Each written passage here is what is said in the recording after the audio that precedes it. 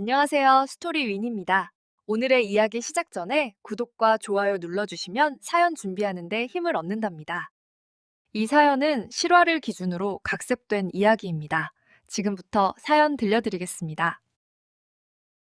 그때 당시 저는 서울에서 장애인 거주시설 생활교사로 일하고 있었거든요.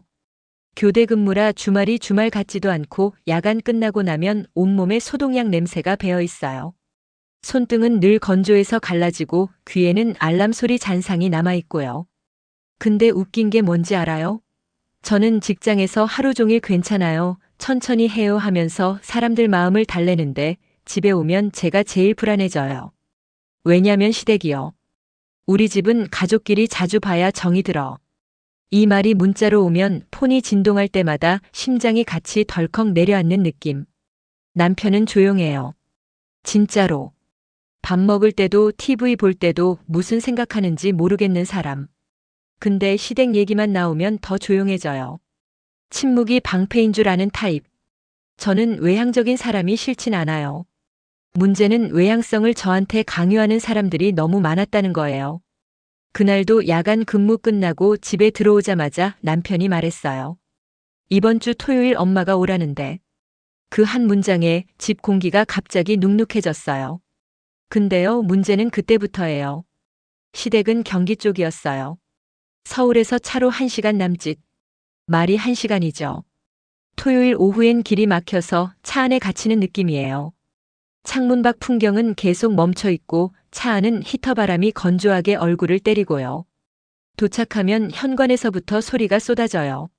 아이고 왔어? 왜 이렇게 늦었어? 어서 들어와, 어서.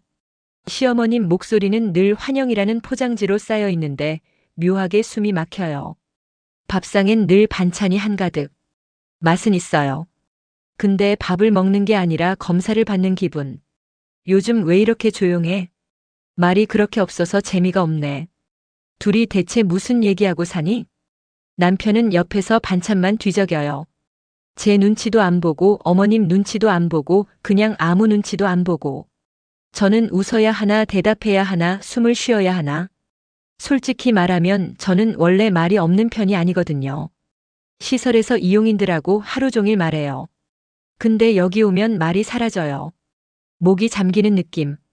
그때 시어머님이 밥숟가락을 탁 내려놓더니 아주 자연스럽게 결론을 내리셨어요. 아휴, 너는 참 예민한가 보다. 그 순간 제 속에서 뭔가 얇게 금이 가는 소리가 났어요.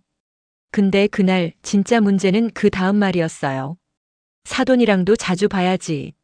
시어머님이 그 말을 꺼내는 순간 저는 바바리 목에 걸렸어요. 저희 엄마도 외향적인 분이에요. 근데 엄마는 상대가 불편하면 한 발 물러나 줄 아는 외향성이고 시댁은 상대가 불편해도 더 끌어당기는 외향성. 사돈은 언제 한번 밥 먹자. 술도 한잔 해야지.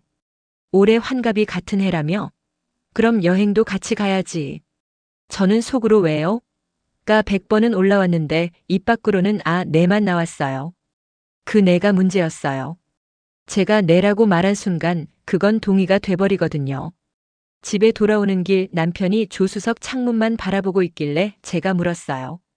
당신은 왜 아무 말 안 해? 남편이 한숨을 쉬더니 이렇게 말하더라고요. 엄마가 잘해주려는 거잖아. 덕담처럼 들어. 덕담. 아시겠지만 덕담은 듣는 사람이 덕이라고 느껴야 덕담이잖아요. 저는 그게 덕이 아니라 압박이었어요. 그날 밤 저는 또 내일 근무 준비를 하면서도 계속 생각했어요. 다음엔 뭐라고 거절하지? 더 무서운 건 거절할 문장을 생각하고 있는 제가 이미 지쳐 있었다는 거예요. 시설 근무는요, 사람 마음이 제일 먼저 무너져요. 아침엔 기저귀 교체, 식사 지도, 투약 체크, 오전 활동 지원. 점심엔 돌발 상황. 오후엔 보호자 통화, 기록, 회의. 퇴근 직전엔 선생님 저 오늘 기분 좋아요 한마디에 울컥해지는 날도 있고요. 그런데 저는 퇴근하고 집에 오면 그 기록들보다 더 무거운 알림이 기다리고 있었어요. 이번 주 토요일 시간 비워라. 일요일은 사돈 만나기로 했다. 다음 달엔 가족여행 가자. 누가 보면 제가 무슨 연예인 스케줄 잡히는 줄 알겠어요. 근데 차이는 저는 출연료가 아니라 스트레스를 받는다는 거죠. 그날도 회의 중에 폰이 진동했어요. 무음인데도 진동이 마치 뼈까지 울리는 느낌. 잠깐 화장실에 나와서 확인했더니 시어머님 메시지. 우리 이번엔 친척들도 오니까 너도 좀 밝게 해라. 밝게. 저는 그 단어가 제일 싫었어요. 밝게 하라는 말은 지금의 제가 틀렸다는 뜻이니까요. 손을 씻는데 화장실 형광등 아래서 제 얼굴이 너무 피곤해 보이더라고요. 그때 문득 이런 생각이 들었어요. 나 진짜 내가 예민한 건가? 근데 그 질문에 답을 내리기도 전에 일이 터졌어요. 사돈께 연락드렸어. 남편이 아무렇지 않게 말했거든요. 저녁에 집에 들어왔더니 남편이 냉장고 문을 열고 닫으면서 말했어요. 우리 엄마가 장모님이랑 날짜 맞췄대. 저는 순간 소리가 멈춘 줄 알았어요. 냉장고 모터 소리도 바깥 차 소리도 전부 멀어지는 느낌. 누가 날짜를 맞췄다고? 엄마가 전화했대. 나한테는 왜 말 안 했는데? 남편은 어깨를 으쓱했어요. 그게 더 화가 났어요. 제가 분노하는 이유를 이해 못하는 얼굴. 마치 그게 뭐 그렇게 큰일이야? 라는 표정. 솔직히 말하면 저희 엄마는 거절을 잘 못하세요. 사람 좋다는 말을 듣고 살아서 부담되는 부탁도 웃으면서 받아요. 그러니까 시어머님이 전화하면 엄마는 아유 그러세요 하고 넘어가 버리거든요. 저는 제 엄마가 힘든데도 괜찮다고 말하는 걸 너무 많이 봐서 그게 더 싫었어요. 남편한테 말했어요. 당신네 엄마가 우리 엄마 스케줄까지 잡는 게 정상이라고 생각해? 남편이 또 그 말하더라고요.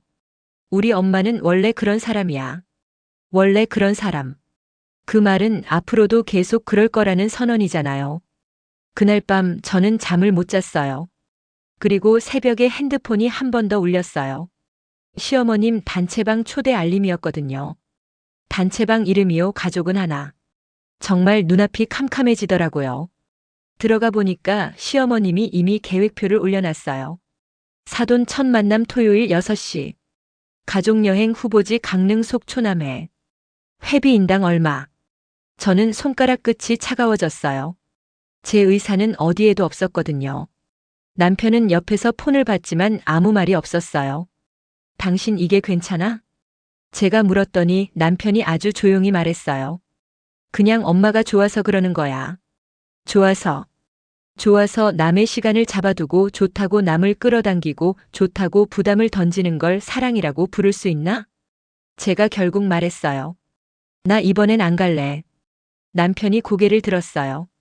드디어 반응을 보이길래 저는 순간 기대했어요. 근데 남편이 한 말은 그럼 나 혼자 갈까?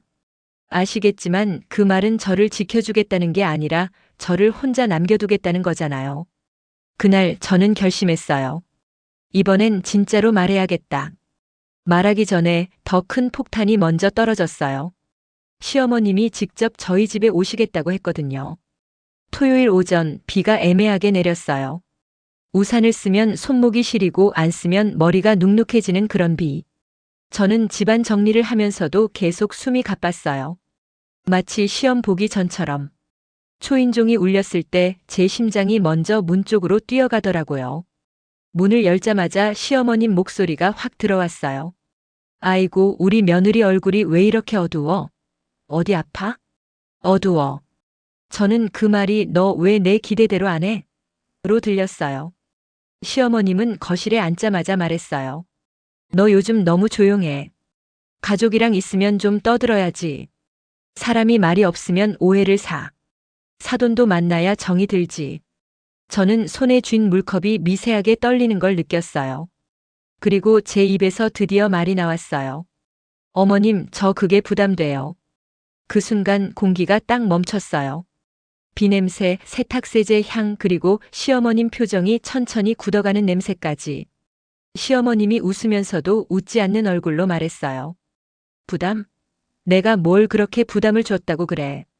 근데 그때 남편이 옆에서 또 침묵하더라고요. 그리고 저는 알았어요. 이 싸움 오늘로 끝나지 않겠다. 진짜 문제는 그 다음 주에 터졌어요. 그 다음 주가 더 최악이었던 게요. 시설에서 야간을 2번 연속 들어갔거든요. 야간 근무하고 아침에 퇴근하면 눈이 따갑고 세상이 노랗게 보여요. 카페인으로 버티다가 속이 울렁거리고요. 그런데 퇴근길에 남편한테 전화가 왔어요. 엄마가 너랑 얘기 좀 하재. 뭘 또? 그냥 내가 오해하는 거라는데. 오해. 제가 느끼는 부담이 오해로 정리되는 순간 저는 제 감정이 지워지는 기분이었어요. 집에 오니까 시어머님이 이미 와 계셨어요. 테이블 위에 과일 바구니. 겉으론 선물인데 속으론 내가 이렇게까지 하는데라는 메시지 같았어요. 시어머님이 말했어요. 너 요즘 힘들지? 근데 가족이 있어야 버티는 거야. 내가 다 너 잘 되라고 하는 말이지. 너무 예민하게 받아들이지 마. 저는 그 말들이 다 너는 틀렸고 나는 맞다로 들렸어요. 그래서 조용히, 아주 조용히 말했어요. 어머님, 저는 제가 편한 방식이 있어요. 그걸 존중해 주세요. 시어머님이 잠깐 멈추더니 웃으면서 한마디 하셨어요. 그럼 넌 결혼을 왜 했니? 그 질문이 제 안을 확 긁더라고요. 근데 그 순간 남편이 드디어 입을 열었어요. 그리고 그 말이 저를 더 아프게 했어요. 남편이 입을 열었는데요. 저는 순간 드디어 나 편 들어주나? 기대했어요. 근데 남편이 말했어요. 엄마 그냥 좀 이해해. 얘가 원래 그런 성격이야. 원래 그런 성격. 이번엔 제 성격이 문제가 됐죠. 시어머님은 그 말을 듣고 안심한 듯 고개를 끄덕이더니 저를 보면서 말했어요. 그래, 그러면 더 노력해야지. 며느리가 노력해야 집이 편해. 가족 모임을 피하면 더 써먹해져. 안사돈도 내성적이시더라. 그래서 더 자주 봐야 돼. 저는 속으로 내성적이면 왜 더 자주 봐요가 튀어나왔는데 입 밖으로는 안 나왔어요. 대신 제 손끝이 차갑게 굳었어요. 그날 밤 시어머님이 돌아가고 나서 남편한테 물었어요. 당신은 나랑 한 팀이야? 아니면 엄마랑 한 팀이야? 남편이 물을 마시다가 잠깐 멈추더니 어정쩡하게 웃었어요. 왜 그렇게 극단적으로 생각해? 극단적. 제가 무너지고 있다는 신호를 남편은 예민함으로만 번역하더라고요. 그때부터 저는 혼자 자료를 찾아봤어요. 부부 상담, 경계 설정, 가족 갈등. 그리고 이상하게도 그 단어들이 제가 하는 사회복지 실무랑 닮아 있었어요. 이용인의 자기 결정권을 존중하자. 강요는 폭력이 될 수 있다. 제가 늘 남에게 말하던 것들을 정작 저는 집에서 못하고 있었던 거예요. 제가 상담 가자는 말을 꺼낸 순간 남편이 딱 한마디 했어요. 그럼 엄마한테도 말할까? 엄마한테도 말할까? 그 말이 왜 무섭냐면요. 남편이 제 편에서 우리 문제를 해결하려는 게 아니라 엄마를 끌어들여 내 편을 만들려는 느낌이거든요. 저는 단호하게 말했어요. 아니, 이건 우리 둘 문제야. 남편은 불편한 듯 눈을 피했어요. 그리고 조용히 진짜 작은 목소리로 말하더라고요. 엄마가 서운해할 텐데. 그 순간 저는 깨달았어요. 남편한테 제 감정보다 중요한 건 엄마의 서운함이구나. 며칠 뒤 단체방에 시어머님이 또 올렸어요. 이번 주 토요일은 장모님 댁 근처 맛집 예약 완료. 우리 다 같이 만나서 친해지자. 예약 완료. 저는 제 동의 없이 잡힌 일정표를 보면서 정말 이상하게도 시설 회의 때 보는 프로그램 계획표가 떠올랐어요. 거긴 최소한 당사자 욕구 조사를 하거든요. 그래서 저는 엄마한테 전화를 했어요. 엄마, 이번 주 그 약속 부담되면 안 가도 돼. 엄마가 웃으면서 말했어요. 괜찮아, 뭐 한 번쯤은 봐야지. 그 웃음 뒤에 있는 참음을 저는 너무 잘 알아요. 그래서 더 화가 났어요. 그날 밤 저는 남편한테 말했어요. 나 이번 주 약속 내가 직접 취소할 거야. 남편이 깜짝 놀라더니 거의 겁먹은 얼굴로 말했어요. 그럼 엄마가 난리 날걸? 그 말이요. 저를 지켜주려는 말이 아니라 엄마를 지켜주려는 말이었어요. 그 난리가 진짜로 시작됐습니다. 제가 시어머님한테 문자를 보냈어요. 아주 공손하게. 어머님, 이번 주는 제가 근무 일정이 겹쳐서 어렵습니다. 다음에 미리 상의하고 잡았으면 합니다. 보내고 나서 손이 떨렸어요. 문자 하나 보냈을 뿐인데 마치 사직서 낸 느낌. 10분쯤 지났을까요? 전화가 왔어요. 시어머님. 받자마자 숨부터 들이마셨죠. 뭐라고? 어렵다. 목소리가 낮아졌어요. 낮은 목소리는 더 무섭거든요. 너 근무는 핑계야. 너 나 싫지? 내가 뭘 잘못했는데? 너 결혼했으면 가족 행사 우선이야. 저는 말했어요. 어머님, 저는 제 일정도 있고요. 제 방식이. 말이 끝나기도 전에 시어머님이 치고 들어왔어요. 방식? 방식이 어디 있어? 사람 사이에 예의가 있는 거지. 예의. 그 단어가 나오면 제가 틀린 사람이 되는 느낌이에요. 옆에서 남편이 듣고 있었는데요. 제가 눈으로 말 좀 해라는 신호를 보내도 남편은 고개를 숙이고 손톱만 만지작거렸어요. 시어머님이 마지막에 이렇게 말했어요. 좋아. 너 그렇게 나오면 나도 방법이 있어. 방법. 그 방법이 뭐였냐면요. 바로 저희 시설로 전화하는 거였어요. 다음 날 출근해서 인수인계를 받고 있는데 팀장님이 절 불렀어요. 유난히 선생님. 개인 전화 좀 조심해요. 그 말에 등골이 서늘해졌어요. 무슨 일이요? 팀장님이 애매하게 웃더니 낮은 목소리로 말했어요. 어제 어떤 분이 시설로 전화해서 선생님 근무 태도, 가정 문제, 이런 걸 물어봤대요. 순간 머리가 하얘졌어요. 그런 전화는 보통 민원이나 항의잖아요. 시설에서는 개인정보가 생명인데 누가 저를 그렇게 찔러 넣었다는 사실이 너무 무서웠어요. 전화를 누가 했는지 말 안 해도 알겠더라고요.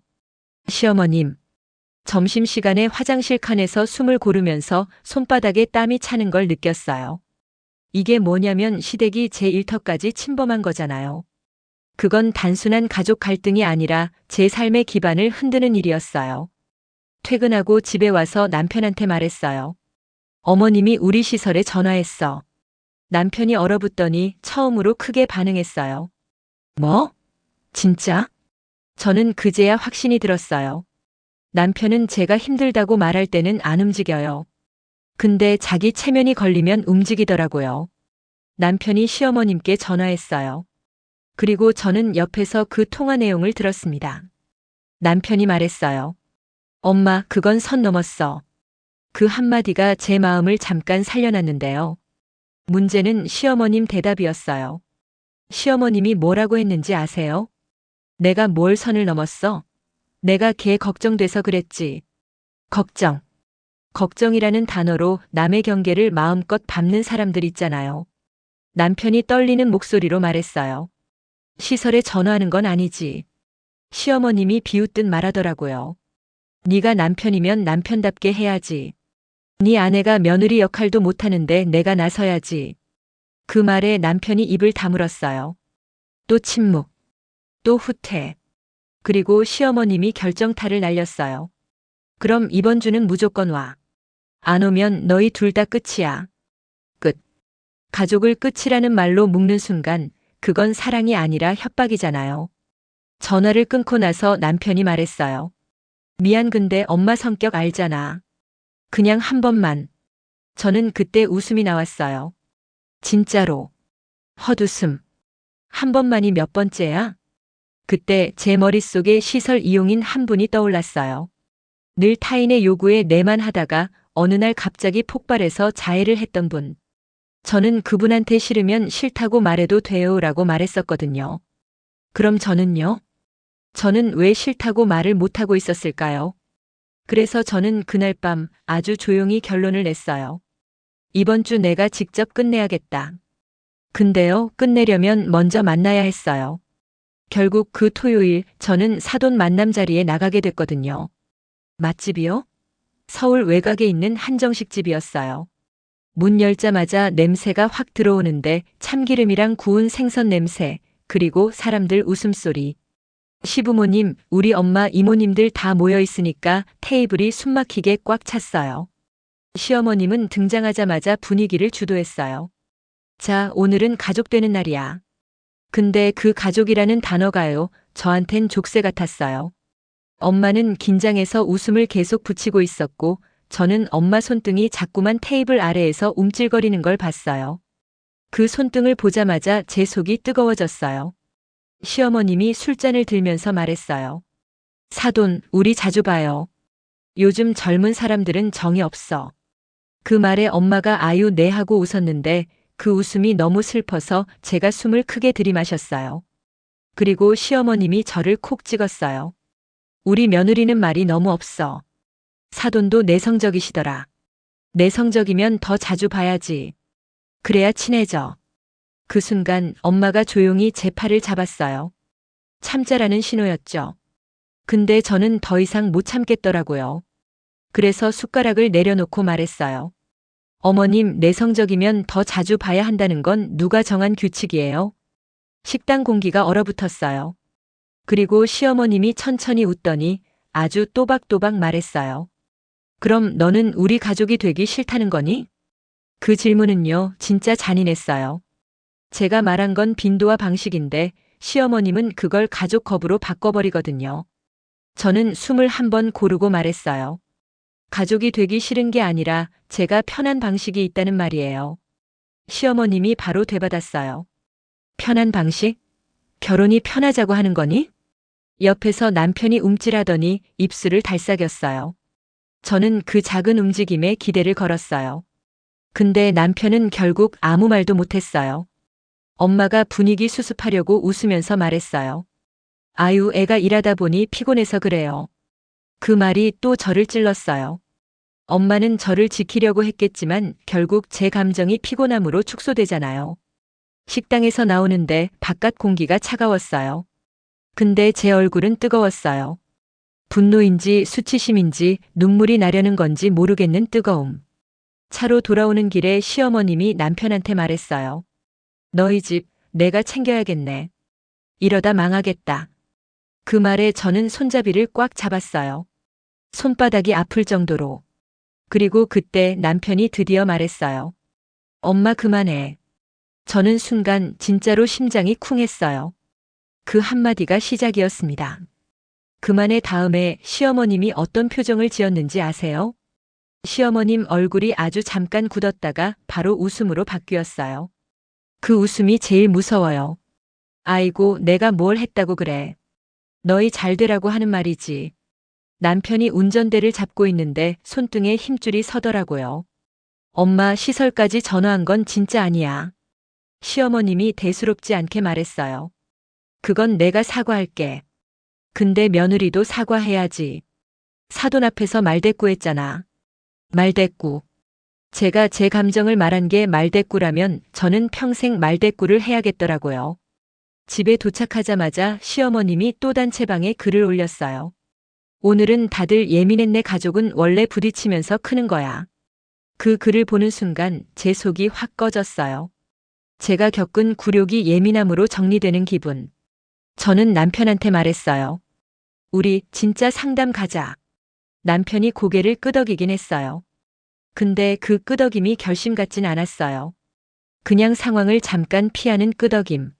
며칠 뒤 상담센터 예약을 잡았는데요. 상담 전날 밤 남편이 조용히 말하더라고요. 엄마도 같이 오면 더 빨리 풀리지 않을까? 저는 그때 확실히 알았어요. 남편은 우리가 아니라 엄마와 나 사이를 중재하려고만 한다는 걸. 그래서 저는 말했어요. 그럼 나는 혼자라도 갈게. 그리고 그 선택이 저를 완전히 다른 길로 끌고 갔어요. 근데 그날 상담실에서 들은 한 문장이 제 인생을 흔들었거든요. 상담실은 따뜻했어요. 히터 바람이 너무 세지도 않고 조명이 눈을 찌르지도 않고 소파에 앉자마자 저는 이상하게 울컥했어요. 그 공간이 너무 안전해 보였거든요. 상담사가 물었어요. 지금 가장 힘든 건 뭐예요? 저는 한참 말이 안 나오다가 결국 이렇게 말했어요. 저는 누군가의 기대에 맞춰 살아야 할 때 숨이 막혀요. 상담사가 고개를 끄덕이더니 딱 한 문장을 말했어요. 그럼 경계를 세우는 연습이 필요하겠네요. 경계. 제가 직장에서 늘 말하던 단어인데 제 인생에는 없던 단어. 경계를 세우는 건 상대를 미워해서가 아니라 나를 지키기 위해서예요. 그 말이요. 그날 저한텐 구명줄 같았어요. 집에 돌아와서 남편에게 상담 내용을 말했어요. 우리 방문 횟수 정하자. 최소 한 달에 한 번. 그리고 미리 합의한 일정만. 남편이 잠깐 고민하더니 말했어요. 한 달에 한 번이면 엄마가 너무 서운해할 텐데. 또 서운함. 저는 그때 처음으로 남편에게 묻고 싶었어요. 그럼 내가 서운한 건? 근데 말 대신 저는 종이에 적었어요. 나의 기준. 시댁 방문월 1회. 사돈 모임 연 2회. 여행 당분간 보류. 우리 집 방문 사전 협의 필수. 그리고 그 종이를 냉장고에 붙였어요. 마치 시설 게시판에 공지 붙이듯이요. 그걸 본 남편이 한숨을 쉬며 말했습니다. 엄마가 보면 난리 나겠다. 맞아요. 난리 났어요. 그 난리는 냉장고 자석 하나에서 시작됐거든요. 시어머님이 갑자기 오셨어요. 진짜 예고 없이. 근처 왔다가 들렀어. 그 말로 모든 침입이 정당화되는 거 아시죠? 현관에서부터 시선이 냉장고로 꽂혔어요. 그리고 그 종이를 보더니 시어머님이 웃었어요. 어머, 이게 뭐야? 규칙표? 저는 담담하게 말했어요. 제가 편하려면 기준이 필요해서요. 시어머님이 종이를 떼어 손가락으로 탁탁 치더니 말했어요. 너 우리를 통제하려고 하니? 가족을 무슨 시설처럼 관리해? 그 말이 너무 아팠어요. 제가 일하는 곳을, 제가 자부심 갖고 버티는 곳을 조롱하는 느낌이었거든요. 저는 숨을 고르고 말했어요. 어머님, 저는 통제하려는 게 아니라 제 삶을 지키는 거예요. 시어머님이 바로 말했어요. 그럼 내 아들은 누가 지켜? 그 질문에서 저는 또 느꼈어요. 시어머님 세계에서는 남편은 늘 보호받아야 하는 아이예요. 그러니까 며느리는 엄마 자리를 대신해야 하고요. 그때 남편이 거실에서 나왔어요. 시어머님이 남편을 보면서 말했어요. 너 이거 알고 있었어? 남편이 저를 봤어요. 그리고 잠깐, 정말 잠깐 망설이다가 말했어요. 응. 내가 같이 정한 거야. 그 말에 시어머님 표정이 딱 바뀌었어요. 그날 시어머님이 남편에게 처음으로 화를 냈거든요. 너 미쳤니? 시어머님이 그렇게까지 노골적으로 말하는 건 처음 봤어요. 엄마가 널 어떻게 키웠는데 며느리 말 듣고 엄마를 제안해? 이게 다 저 여자가 너를 바꿔놔서 그래. 저는 그 저 여자라는 말에 귀가 뜨거워졌어요. 사람이 이름을 잃는 순간 인간이 아니라 대상이 되잖아요. 남편이 떨리는 목소리로 말했어요. 엄마 그만해. 나도 힘들어. 시어머님이 비웃었어요. 너 힘들어? 내가 더 힘들어. 저는 그 대화를 들으면서 이상하게도 마음이 차분해졌어요. 이게 뭐냐면 드디어 진짜 문제가 보였거든요. 시어머님은 저랑 싸우는 게 아니라 아들이 독립하는 것과 싸우고 있었어요. 시어머님이 가시면서 마지막에 이렇게 말했어요. 좋아. 너희 그렇게 나오면 나도 안 본다. 안 본다. 근데 아시겠지만 그런 말하는 분들이 제일 자주 연락하잖아요. 그날 밤 남편이 소파에 앉아서 처음으로 울었어요. 조용히 소리도 안 내고 그냥 눈물만 뚝뚝 떨어지더라고요. 나 엄마한테 미안해. 그 말에 저는 말했어요. 당신이 엄마한테 미안한 만큼 나한테도 미안해해줘. 남편은 고개를 끄덕였어요. 근데요, 다음날 아침 상황은 더 꼬였어요. 시어머님이 사돈에게 직접 전화를 하셨거든요. 엄마한테서 전화가 왔어요. 목소리가 이상하게 떨리더라고요. 얘야, 시어머니가 전화하셨는데. 저는 순간 심장이 바닥으로 떨어졌어요. 뭐라고 하셨어? 엄마가 조심스럽게 말했어요. 내가 우리 집안 무시한다. 내가 남편을 잡고 산다 그런 얘기를 하시더라. 그 말 듣는 순간 제 머릿속이 확 번쩍했어요. 분노가 아니라 위험 경보. 이건 단순 갈등이 아니라 관계를 망가뜨리는 확전이었어요. 저는 엄마에게 말했어요. 엄마, 이제부터 시댁 전화 오면 엄마가 받지 마. 내가 처리할게. 엄마가 한참 있다가 말했어요. 그래도 어른인데. 어른. 그 어른이라는 단어가 늘 우리를 묶어두죠. 저는 엄마한테 부드럽게 근데 단호하게 말했어요. 엄마, 어른이라서 더 조심해야 돼. 남의 가정을 흔들면 안 되는 거야. 전화를 끊고 저는 남편에게 말했어요. 이제는 당신이 직접 정리해. 남편이 고개를 끄덕였어요. 응. 내가 할게. 그리고 남편은 시어머님께 메시지를 보냈어요. 장모님께 그런 말하지 마세요. 우리 일은 우리끼리 해결할게요. 몇 분 뒤 시어머님 답장이 왔어요. 단 한 줄. 그럼 너희는 이제 남이네. 그 문장을 보는 순간 남편 얼굴이 새하얘졌어요. 그리고 그날 밤 남편이 처음으로 말했습니다. 나 집을 나가야 할 것 같아. 남편이 집을 나가야 할 것 같아라고 했을 때 저는 순간 오해했어요. 우리 집을 나가겠다는 건가? 근데 남편이 말하더라고요. 엄마 집에서 독립해야 할 것 같아. 마음으로. 그 말이 너무 늦었지만 그래도 처음으로 남편 같았어요. 남편은 다음 주에 시댁에 혼자 갔어요. 저는 안 갔어요. 그리고 그게 제 인생에서 처음으로 내가 선택한 불참이었어요. 집이 조용했어요. 너무 조용해서 냉장고 모터 소리까지 크게 들릴 정도. 근데 그 조용함이요 무섭지 않았어요. 오히려 숨이 쉬어졌어요. 남편이 시댁에 간 동안 저는 제 생활을 지켰어요. 시설 근무 갔다 오고 저녁엔 샤워하면서 뜨거운 물로 어깨를 풀고 일기장에 적었어요. 나는 나를 지키는 중이다. 밤늦게 남편이 돌아왔는데 눈이 빨갰어요. 엄마가 나한테 소리 질렀어. 뭐라고? 너는 불효자다. 너는 배신자다.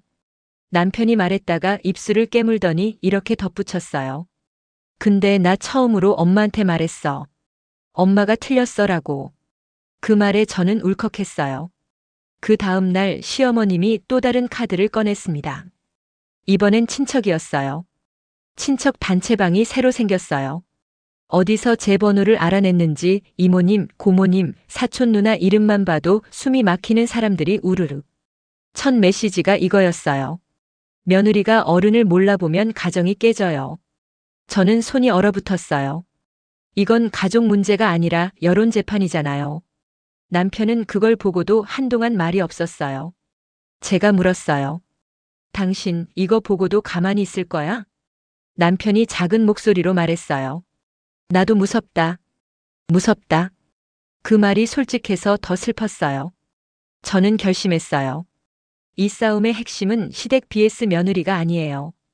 경계를 존중하지 않는 문화 vs 내 삶이에요. 그래서 저는 딱 한 번만 단체방에 글을 올렸어요.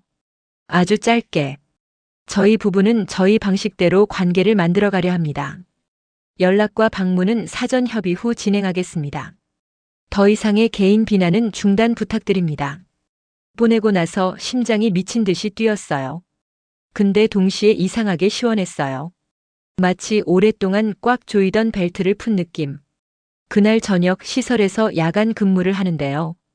이용인 한 분이 제 손을 잡고 그러더라고요. 선생님 오늘 슬퍼요? 저는 웃으면서 말했어요. 조금 근데 괜찮아.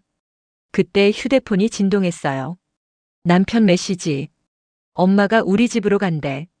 야간 근무 중에 그런 메시지 받으면요, 정신이 확 멀어져요.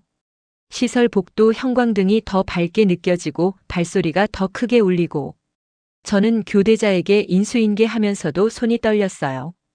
퇴근하자마자 택시를 탔는데 새벽 공기가 차가워서 코끝이 얼얼했어요. 집 앞에 도착하니까 현관 앞에 시어머님이 서 계셨어요. 아침 햇빛이 비스듬히 내려오는데 그 그림자가 길게 늘어져서 마치 문을 막고 있는 것 같았어요. 문 열어. 딱 한마디. 예전의 반가운 톤이 아니었어요. 저는 문 앞에서 숨을 고르고 말했어요. 어머님, 지금은 안 돼요. 저는 야간 근무 끝나서 쉬어야 해요. 시어머님이 코웃음을 쳤어요. 쉰다고? 내가 며느리면 며느리 역할을 해야지. 그때 남편이 계단을 뛰어내려왔어요. 엄마, 그만해. 들어가. 시어머님이 남편을 보더니 울음 섞인 목소리로 말했어요. 너 진짜 저 여자 때문에 나버리네? 저는 그 말에 처음으로 단호하게 말했어요. 어머님, 저는 누굴 버리게 만든 적 없어요. 다만 제 집을 지키는 거예요. 시어머님이 저를 똑바로 보더니 아주 조용히 말했어요. 그래. 그럼 너도 각오해. 그 말이요, 이상하게도 협박이 아니라 선전포고 같았어요. 그리고 그날 오후 시어머님은 진짜로 각오를 실행에 옮겼습니다. 시어머님이 실행한 건요, 가족여행 계약이었어요. 단체방에 올렸더라고요. 예약했어. 취소 수수료 아까워서 무조건 가야 해. 세상에. 저는 제 의사와 상관없이 돈으로 묶이는 게 제일 싫거든요. 남편이 시어머님께 전화했어요. 엄마, 우리 안 간다고 했잖아. 시어머님이 말했대요. 취소하면 내가 돈 내. 내가 아들인데 책임져. 책임. 책임이란 단어로 강요를 포장하는 거죠. 남편은 잠깐 흔들렸어요. 그냥 돈 내고 끝낼까? 그 말에 저는 정말 차분하게 말했어요. 당신이 돈 내면 다음엔 더 큰 걸로 묶어. 그리고 제가 제안했어요. 우리 공식적으로 우리 기준을 문서로 보내자. 시설에서 민원 대응할 때처럼요. 감정으로 싸우면 계속 휘둘리니까 최소한 기준을 남기는 거예요. 남편이 떨리는 손으로 문장을 적었어요. 방문과 모임은 사전 합의. 직장시설 연락 금지. 사돈 연락은 당사자 동의. 여행 및 회비는 당분간 참여 불가. 그리고 그 문서를 시어머님께 보냈어요. 잠깐의 정적 후 시어머님 답이 왔어요. 알았다. 그럼 나는 너희를 포기한다. 포기. 그 말이요, 이상하게도 저는 숨이 쉬어졌어요. 근데 그 평화는 오래가지 않았습니다. 며칠 뒤 남편이 회사에서 불려갔거든요. 남편이 회사에서 부서장에게 불려갔대요. 이유죠? 가정 문제로 전화가 왔다는 거였어요. 저는 그 말을 듣고 머리가 확 뜨거워졌어요. 시설에 이어 회사까지 시어머님이 진짜로 우리 삶의 바닥을 흔들기 시작한 거예요. 남편이 집에 와서 말했어요. 엄마가 내 회사에도 전화했대. 저는 한동안 말이 안 나왔어요. 이건 선을 넘은 게 아니라 선을 없애버린 거잖아요. 그날 밤 저는 남편과 앉아서 처음으로 대응을 논리적으로 짰어요. 연락 기록 저장, 사전 경고 메시지, 지속 시 법적 조치 가능성 통보, 이런 거요. 제가 사회복지 현장에서 보호자 민원 대응할 때 쓰던 방식 그대로. 웃긴데 그게 제 가정에 필요할 줄은 몰랐어요. 남편이 떨리는 목소리로 물었어요. 정말 엄마한테 그렇게까지 해야 해? 저는 말했어요. 어머님이 우리한테 그렇게까지 하고 있어. 그리고 남편이 처음으로 고개를 끄덕였어요. 그 끄덕임이 이번엔 도망이 아니라 결심처럼 보였어요. 다음 날 남편이 시어머님께 전화를 걸었어요. 스피커폰을 켜고요. 남편이 말했어요. 엄마, 직장 연락 한 번 더 하면 우리는 연락 끊을 거야. 시어머님이 잠깐 조용하더니 아주 낮은 목소리로 말했대요. 너 나랑 끝까지 가보자. 그 말에 남편이 이렇게 답했어요. 그래. 끝까지 가보자. 그 순간 저는 알았어요. 이제 진짜 결말로 가고 있다는 걸요. 며칠 동안 연락이 없었어요. 저는 그 조용함이 너무 낯설어서 오히려 불안했어요. 폭풍 전 고요함 같았거든요. 그리고 진짜로 폭풍이 왔어요. 시어머님이 집 앞에서 기다리고 있었어요. 이번엔 친척 두 분까지 데리고 우리 가족끼리 이야기하자. 저는 문을 열지 않았어요. 문 너머로 들리는 목소리가 점점 커졌어요. 문 열어. 이웃들 다 들리겠다. 며느리가 어른을 무시하네. 그 소리들이 복도 벽에 부딪혀서 울림이 더 커졌어요. 저는 손이 떨렸지만 문고리를 잡지 않았어요. 남편이 문 앞에 서서 말했어요. 엄마, 돌아가. 여기서 이러지 마. 시어머님이 소리쳤어요. 너 진짜 나버리면 천벌 받는다. 그 말에 저는 문 뒤에서 아주 조용히 말했어요. 어머님, 이건 천벌이 아니라 경계예요. 남편이 문을 열지 않은 채로 마지막으로 말했어요. 우리 다시 이야기하려면 약속하고 만나. 갑자기 오지 마. 그때 시어머님이 한참을 서 있다가 갑자기 조용해졌어요. 그리고 한마디 하셨어요. 그래. 너희가 그렇게 나오면 나도 내 방식대로 할게. 그 말이요. 전 이제 끝이구나 싶었는데. 아시겠지만 그런 사람들은 마지막에 꼭 선물을 남기거든요. 며칠 뒤 저희 집에 등기우편이 왔습니다. 등기우편 봉투에 적힌 이름이 시어머님이었어요. 손끝이 차가워졌어요. 봉투를 뜯는데 종이가 바스락거리는 소리가 유난히 크게 들리더라고요. 내용은요. 가족관계 회복을 위한 요구사항 같은 제목이었어요. 조건이 쭉 적혀 있었죠. 한 달 2번 시댁 방문. 명절은 무조건 시댁. 사돈 모임은 분기 1회. 며느리는 예의를 지킬 것 말대꾸 금지. 저는 웃음이 나왔어요. 이게 뭐냐면 합의가 아니라 명령서잖아요. 남편도 그걸 보고 한참을 말이 없었어요. 그러다가 종이를 접더니 쓰레기통에 버렸어요. 그리고 말했어요. 이건 엄마가 아니라 협박이야. 그 말이 너무 늦었지만 너무 필요했어요. 남편은 그날 밤 처음으로 자기 어린 시절 이야기를 했어요. 엄마가 화나면 집안이 조용해져. 다들 눈치만 봐.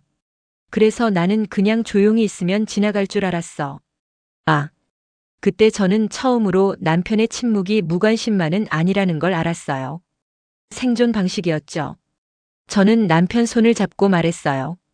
우리도 조용히 있으면 지나갈 줄 알았는데 안 지나갔잖아. 남편이 고개를 끄덕였어요. 응. 그래서 이번엔 다르게 할게. 그리고 남편이 결정했어요. 우리 이사 가자.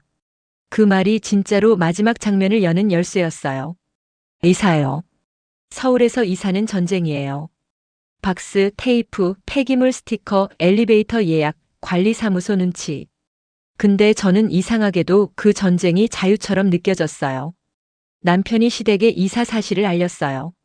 주소는 말하지 않았고요. 시어머님은 처음엔 조용했어요. 그리고 며칠 뒤 남편에게 딱 한마디만 보냈대요. 너는 결국 나를 버렸구나. 남편이 그 메시지를 보고 폰을 내려놓더니 말했어요. 버린 게 아니라 나를 찾는 거야. 그 문장이요. 저는 그걸 듣고 속이 조금 풀렸어요. 새 집은 서울 안쪽이었어요. 출근 동선이 줄어서 야간 끝나고도 숨이 덜 찼어요. 창문을 열면 차 소리 대신 새벽 배달 오토바이 소리가 들리고 아래 편의점 불빛이 조용히 반짝였어요. 그렇게 한 달이 흘렀는데요. 시어머님 연락이 없었어요. 저는 드디어 평화를 믿어보려고 했어요. 그런데 어느 날 시설에서 근무 중인데 낯선 번호로 전화가 왔어요. 받았더니 아주 공손한 목소리. 혹시 윤미 선생님 맞으세요? 저는 시어머님 지인인데요. 그 순간 저는 알았어요. 평화는 끝이 아니라 다음 시험의 시작이라는 걸요. 그 전화는요, 돌려 말한 협박이었어요. 어머니가 많이 힘들어 하셔서요. 가족이 좀 풀어드려야 하지 않을까요? 요즘은 며느리들이 너무 자기만 알아서 문제예요. 저는 차분하게 말했어요. 저는 제 직장으로 이런 연락 받는 것 자체가 부담입니다. 더 이상 연락하지 마세요. 전화를 끊고 나서 손이 떨렸어요. 그래도 이번엔 예전처럼 무너지진 않았어요. 왜냐면 저는 이제 기록할 줄 알거든요. 통화 시간, 번호, 내용. 저는 시설에서 사고 기록하듯이 적었어요. 그리고 남편에게 공유했죠. 남편이 그날 저녁 시어머님께 메시지를 보냈어요. 엄마 지인 통해서 직장에 연락하지 마. 한 번 더 하면 법적 조치할 거야. 시어머님 답은 짧았어요. 내가 감히 나한테? 남편이 답했어요. 감히가 아니라 해야 하는 거야. 그 이후로 신기하게도 연락이 뚝 끊겼어요. 진짜로요. 저는 그때 깨달았어요.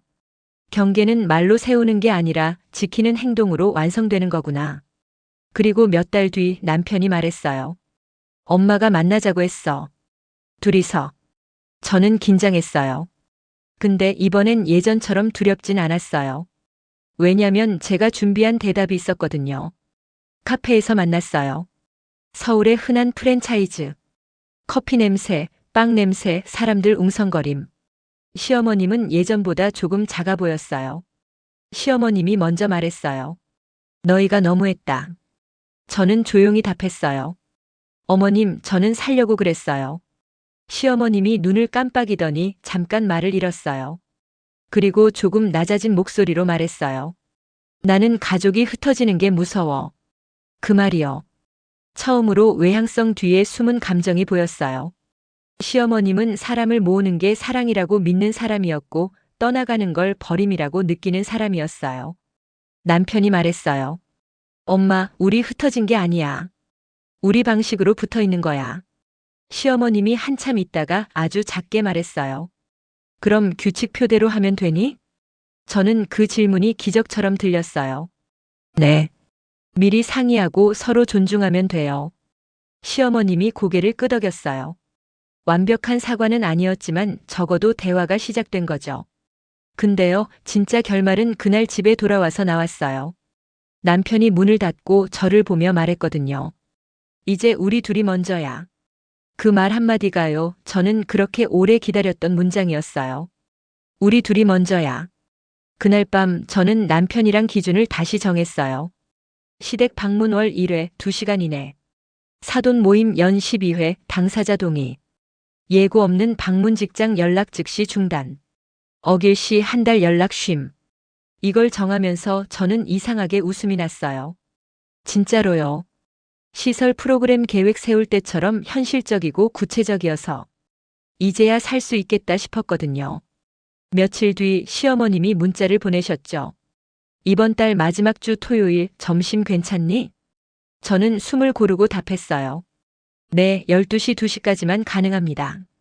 예전에 저라면 네 하고 끝냈을 텐데. 이번엔 시간까지 말했어요. 그리고 놀랍게도 시어머님이 답했어요. 알았다.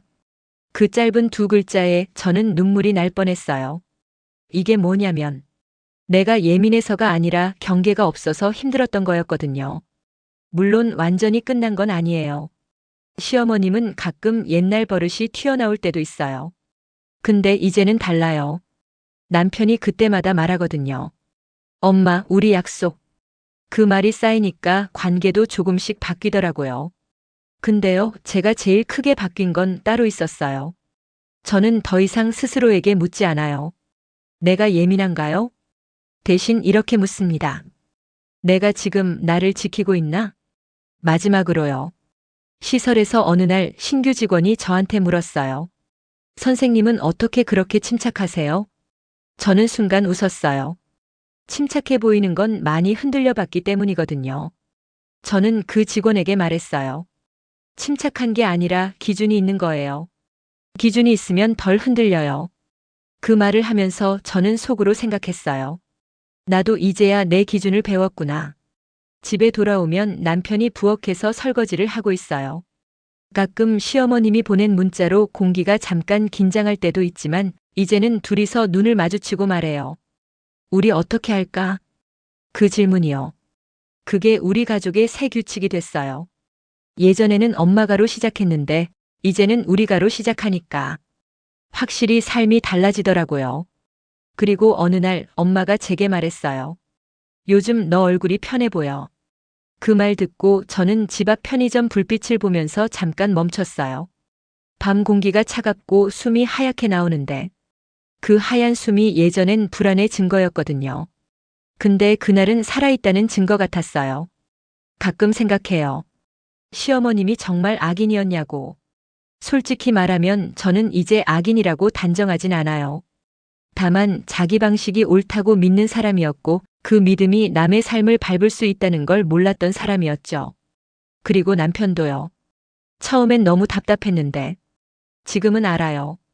그 사람은 싸움을 피하려고 침묵한 게 아니라 어릴 때부터 침묵으로 살아남았던 사람이더라고요.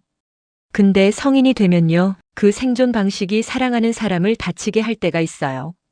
그걸 깨닫는 순간이 늦을 뿐이죠. 우리도 늦었어요.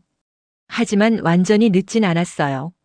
왜냐면 우리가 결국 우리 편을 만들었거든요. 그리고 저는 그걸 제 유튜브 오디오북을 듣는 누군가에게도 말해주고 싶어요. 외향적인 사람, 내향적인 사람, 그게 문제가 아니라 강요하는 관계가 문제라는 걸요. 마지막 장면은요. 시댁 방문 날이었어요. 저는 미리 정해둔 시간에 맞춰 들어가고 정해둔 시간에 맞춰 나왔어요. 시어머님이 좀 더 있다 가라고 했지만 남편이 웃으면서 말했어요. 엄마, 우리 약속이야. 다음에 또 와. 시어머님이 잠깐 입을 다물더니 작게 말했어요. 그래, 너희 방식대로 해. 그 말이 완벽한 화해는 아니어도요. 저는 그날 끝이 아니라 변화를 느꼈어요. 집으로 돌아오는 차 안에서 남편이 운전하면서 말했어요. 예전엔 엄마가 무서워서 아무 말도 못했는데 지금은 우리가 더 소중해. 저는 창밖을 봤어요. 서울 야경이 흐릿하게 지나가는데 신호등 불빛이 마치 숨 쉬는 것처럼 깜빡이더라고요. 그때 저는 조용히 말했어요. 나도 이제 내가 더 소중해. 결론은요. 외향적인 시댁, 제가 예민한가요? 그 질문의 답은 이제 분명해요. 아니요. 예민한 게 아니라 경계가 필요했던 거예요. 그리고 경계는 이기심이 아니라 생존이었고요. 저는 여전히 내향적인 편이에요. 사람 많은 자리 가면 금방 지치고 말 많이 하면 목이 아프고 웃는 얼굴을 오래 유지하면 턱이 뻐근해요. 근데 이제는 그걸 숨기지 않아요. 저는 이런 사람이에요 라고 말할 수 있어요. 그리고 그 말을 말대꾸가 아니라 자기소개로 받아주는 사람이 내 편에 한 명이라도 있으면 세상은 생각보다 견딜만 하더라고요. 남편은요, 여전히 말이 많진 않아요. 근데 중요한 순간에는 말해요. 우리 약속. 그 네 글자가 우리 집을 지켜요. 그리고 저는 오늘도 시설에서 누군가에게 말합니다. 싫으면 싫다고 말해도 돼요. 예전엔 그 말을 남에게만 했는데 이제는 저한테도 해요. 근데요, 웃긴 거 하나. 그렇게 경계를 세우고 나니까 가족이 오히려 조금씩 진짜 가족이 되어 가더라고요. 이 이야기는 여기서 끝이에요.